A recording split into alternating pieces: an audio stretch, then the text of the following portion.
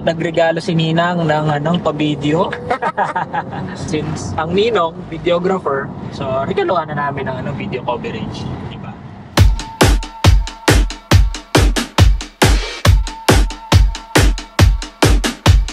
Okay. So, sa video na to, samahan niyo ako para mag-cover ng isang binyag. Good morning! Sunday, ano date yan? Saturday. March 1. Saturday, March 1. Actually, ninang pa nga yung asawa ko. Mag-aanak ng binyag si Boss Amo Manager, si Mayora, si Commander. Kaya syempre, itong shoot na ito ay isang love job. Nagregalo si Ninang ng pa-video. Since ang Ninong, videographer, so regaluhan na namin ng video coverage.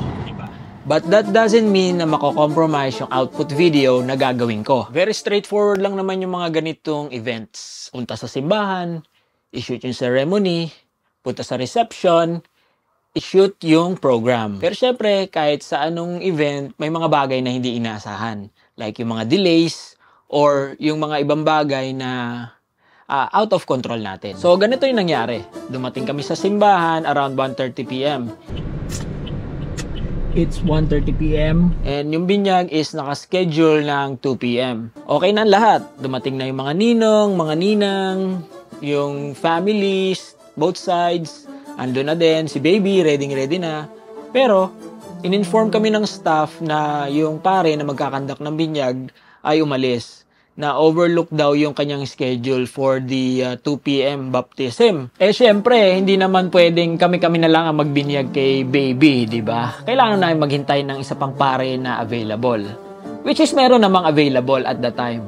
Pero may isang issue. Anong issue? Si father is nagkakasal siya dun sa church, sa taas. And kung nakapunta ka na sa isang kasal, alam natin na hindi ito basta-basta minamadali. It takes time.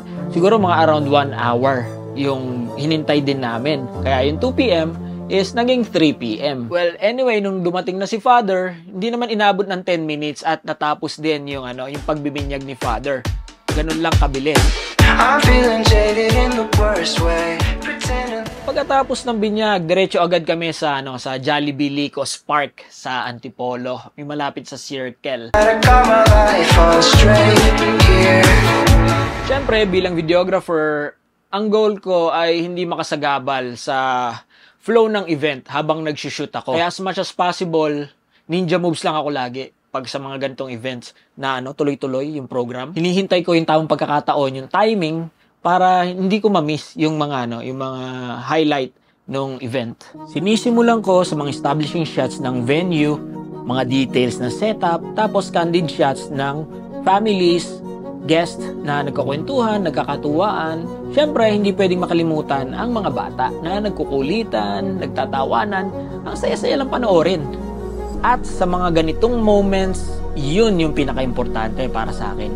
Hindi lang basta kumuha ng video, kundi yung maramdaman mo mismo yung energy ng event. Kasi yung gusto kong ma-capture, yung totoong saya, yung natural na moments nang hindi pinipilit.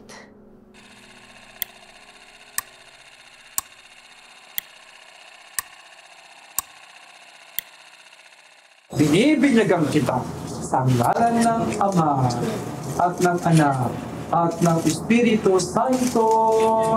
Amen. Okay.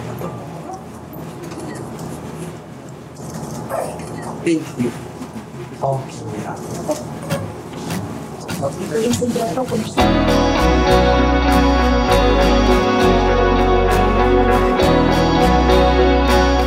Sa kumpil at unang pakikinabang, dapat tubusin ang ating pinasimulan.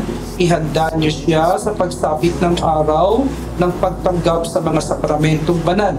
There is a longing deep within that hopes to hear His voice again. Let the voice of the Lord speak. Give us ears to hear. Let the sound of rejoicing drown out all our fears, all our fears.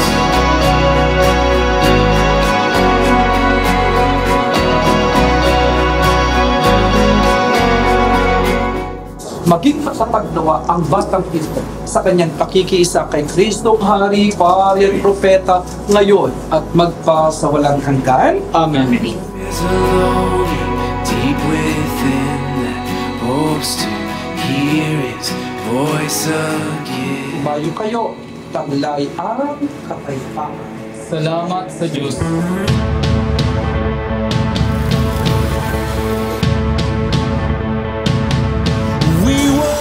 Ang message ko kay Maggie, hindi siya maging sakitin, healthy siya, at saka hindi siya maging bugnutin.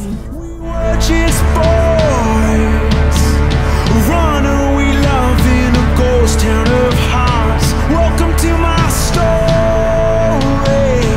to the story of my life.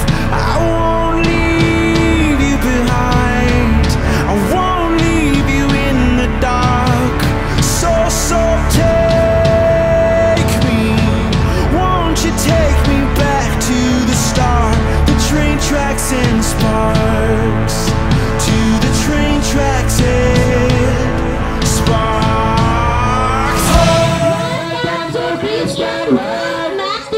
And now please welcome Maddie together with his family. Please give them a round of applause.